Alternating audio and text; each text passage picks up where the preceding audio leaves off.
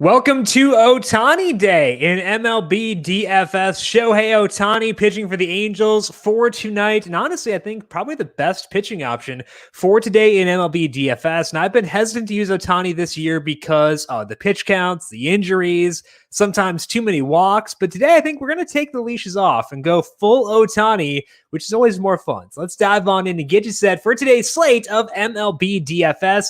This is the FanDuel Fantasy Q&A right here on the FanDuel YouTube, Twitch, Facebook, and Twitter channels. My name is Jim Sonis. I am a senior writer and analyst for numberFire.com, here to answer your questions live on air for the next 25 minutes to get you set for tonight's slate of MLB DFS. As always, no matter where you are watching, you can get your questions in for today. We'll take them via Facebook, Twitter, Twitch, YouTube, wherever you are watching. Get those questions in, and we'll answer them live here on air to get you set for tonight's slate of MLB DFS. And as you can see, it is in fact Ohtani Day across America. Before we get into the questions for today, quick scheduling announcement that we are not going to be here tomorrow. Dr. Disrespect is taking over the FanDuel YouTube channel. We'll be playing I think it's FIFA for tomorrow. So we'll be playing some FIFA on the YouTube channel and talking about some DFS stuff. So if you're a Dr. Disrespect fan, come on back tomorrow afternoon and check out Dr. Disrespect. I'll not have a stream, but you can always hit me up on Twitter. I'm at Jim Sonis, JimSannes,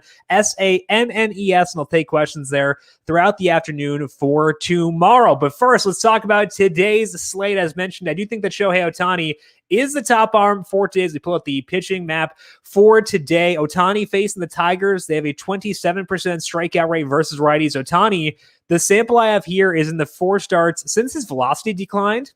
So it's a 4-start sample, basically looking at him in his, I would say, his lowest state so far this year, but he's been good still. 3.37 skill interactive ERA, 31% strikeout rate.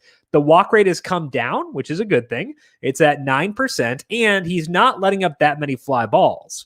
You add all that together, and I think that Ohtani is going to be the top option for me by a decent little margin. I think that we can feel pretty good about him. The one lingering downside is the pitch count. He did go 93 3 starts ago, but he's kind of up and down. So I think that does put a lid on his ceiling, but given the alternatives for today, there are too many great ones. So I do think that we should feel good about Ohtani in this spot. First question comes from DJ over on Facebook. Hello, DJ. Is Dylan Cease safe for tonight? Absolutely not. He's facing the Astros. Astros, really good team. 120 WRC plus, 19% strikeout rate. Cease, this is over his past 7 starts with more four-seam fastballs, 28% strikeout rate. He's been good. However, he is one of those guys who had his spin rate go down last time out. Let me show you how we find that here. Go to Dylan Cease over on Baseball Savant. We are going to click on the game logs here.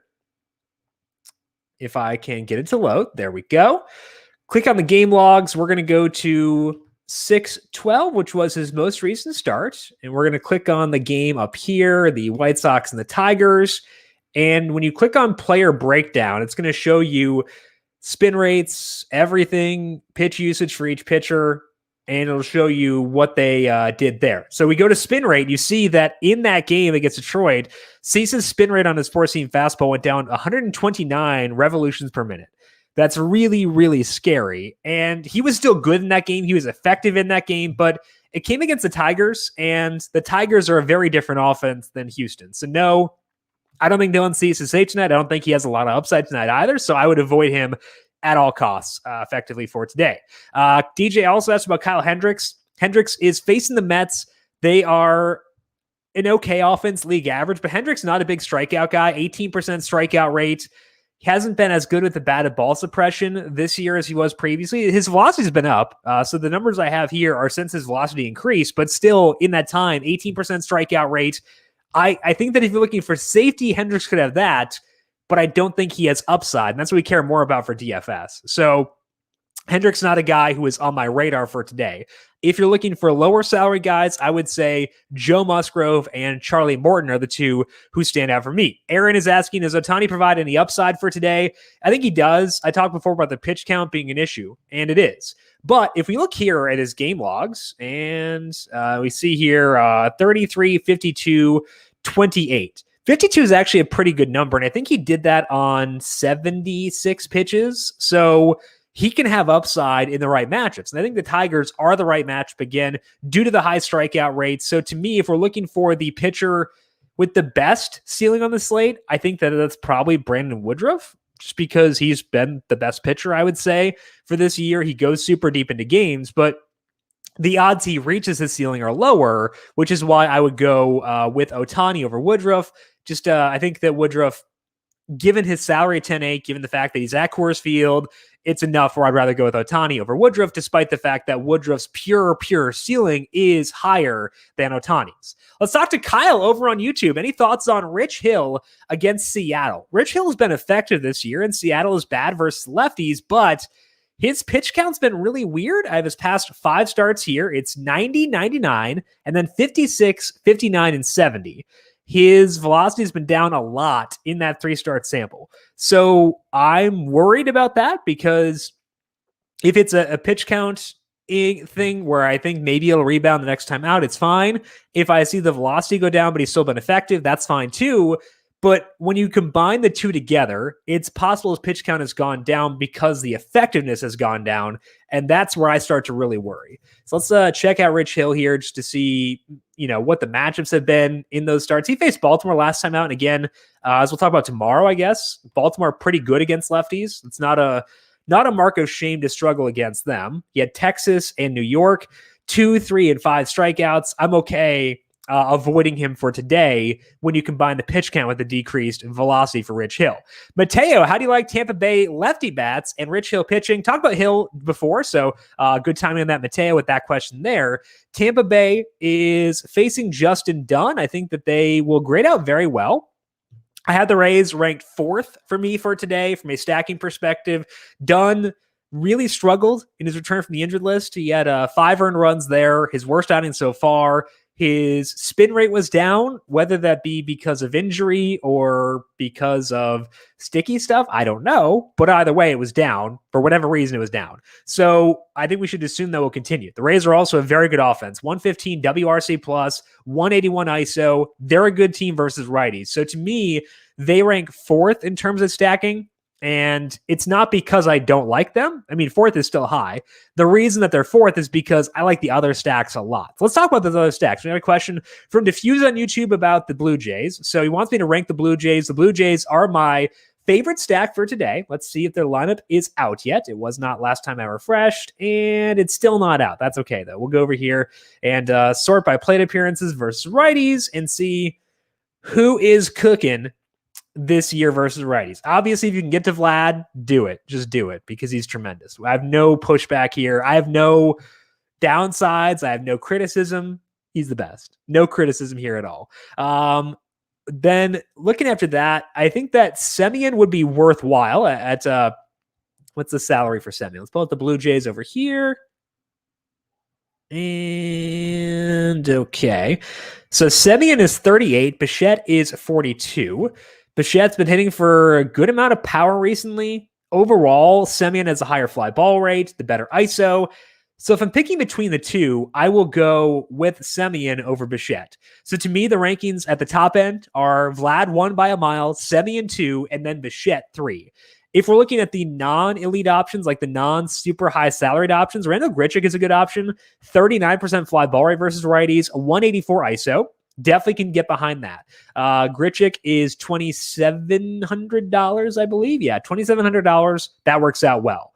If we're considering salary, if Rowdy Tellez is in there, I think that he's someone you'd want to include. It's just a 133 ISO for Tellez, but decent hard hit rate, decent fly ball rate, not a big strikeout guy. He's $2,300. So if we go here with Grichuk and Tellez and put those guys in first, that should give us a lot of flexibility. Let's go over here and plug in Ohtani and see how much damage we can do with the rest of our lineup. Okay, so let's put Vlad at third base. That brings us to 29-20. Probably can't get to Semien there, but we can at least give it a shot. 2,700 is going to put us in a bind, but I think it's at least worth trying. If you can't get to Semien, I would say that you can go to Teoscar Hernandez as well. He could work. Let's check out Lourdes Gurriel versus righties. 103 ISO. No. Okay. So no Lourdes Gurriel, preferably, but I do think that Teoscar works at $3,300. But I think these are kind of the core three guys for me when stacking the Blue Jays, assuming I go Ohtani. If I'm going with Joe Musgrove, a pitcher, I've got a lot more flexibility for that one there. Let's talk to Jonathan over on Facebook. Should I stack the Padres against the Reds? Okay, the Padres are facing, I believe it's Wade Miley. Yeah, facing Wade Miley. Miley really good at suppressing hard contact in the... Let's see here. He had a big spin rate decrease last time out.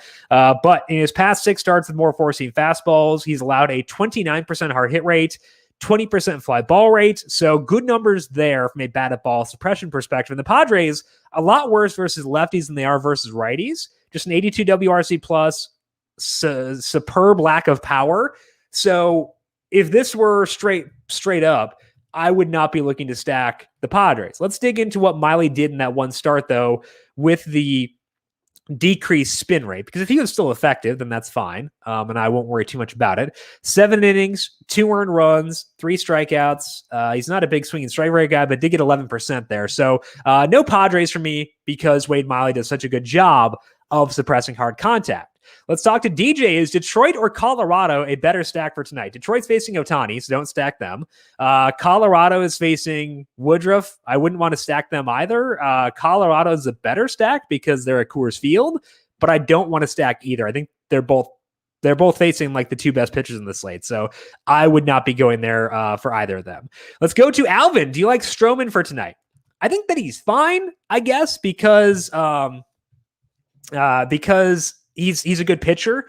The question I have with Stroman, as always, will be upside. The Cubs do strike out, 25% strikeout rate versus righties. And Stroman, he's not like as much of a strikeout drain as he used to be. It's above 20%, but he's also not a major contributor there. And he's also not super low salaried. I believe he's $99. Yeah, $9,900.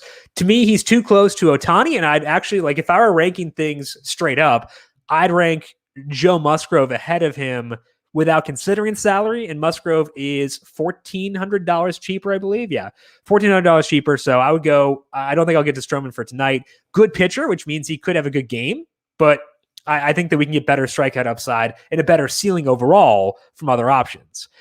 Diffuse, is Musgrove still the number 2 pitcher? Yes, he is for me. I know it's been weird with him recently. Like he had that game against, I think it was Colorado, where he had, it was Milwaukee, where he had a no-hitter in the 5th inning and then didn't finish off the inning because he hit a dude, walked some guys. It was rough.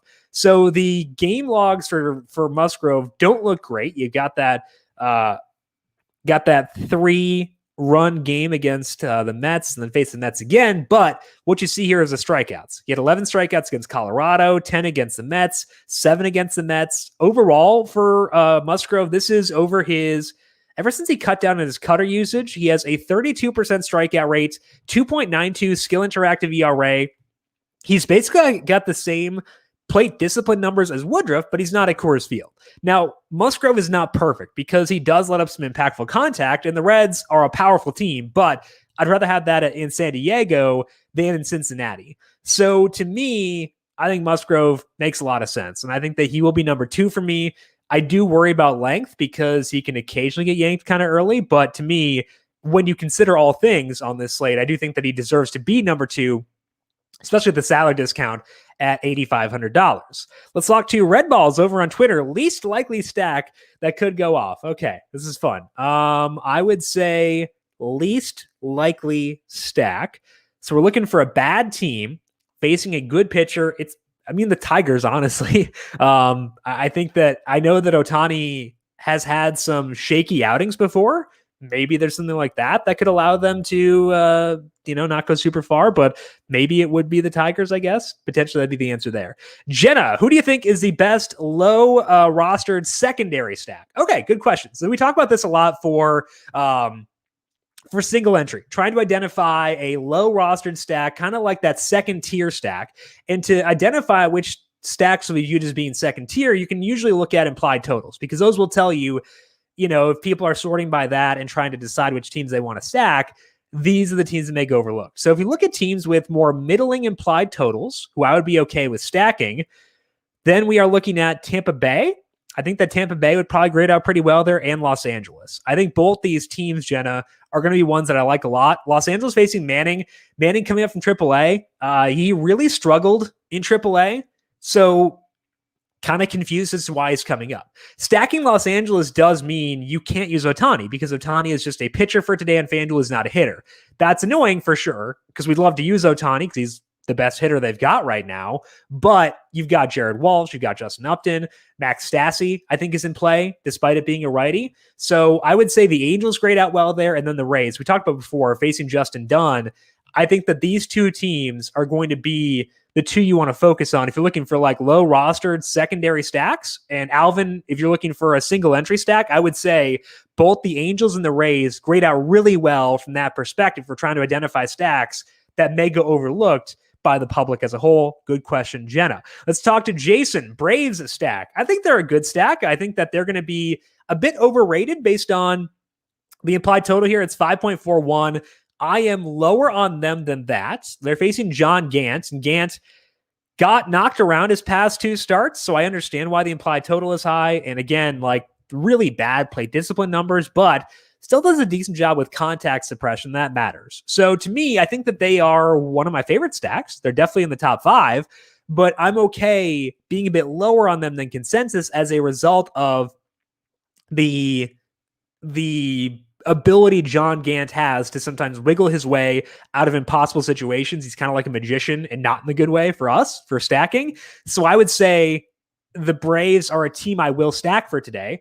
And their lineup is out, and I think their lineup looks pretty good, honestly, from a stacking perspective, because William Contreras is in there, and Contreras is a low salary, weirdly good against righties so far this year. So I think the Contreras works for a value play. Got Abraham Amonte batting cleanup again. I'm okay with that. Riley and Swanson work well. So if you want like a lower salaried stack that can help you get to Ohtani, I think the Braves do work pretty well. But I would say most of those guys probably going to carry popularity because of the super high implied total that the Braves have for today. So I'm on board with the Braves, but I'm likely to be lower on them than consensus because of Gant's batted ball suppression.